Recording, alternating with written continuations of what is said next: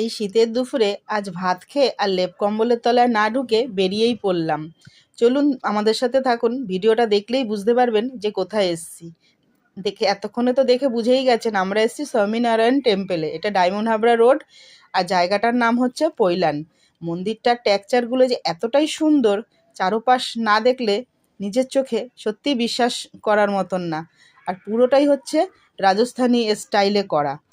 আর মন্দিরটায় এসে আমাদের এতটাই ভালো লেগেছে যে সবাই মিলে, আর আমরা এসেছিলাম হচ্ছে বিকেল 4টের টাইমটায়। একটা আছে সকাল 7:30 থেকে 12টা অবধি, আর একটা আছে বিকেল 4টে থেকে রাত 8টা অবধি। তা আমরা বেছে নিয়েছিলাম বিকেলের টাইমটায়। বিকেলের টাইমটায় আসলে কি কিছুটা দিনের আলোতেও দেখলাম আর রাতের আলোকসজ্জাতেও কিছুটা টাইম দেখতে পাবো এই কারণে।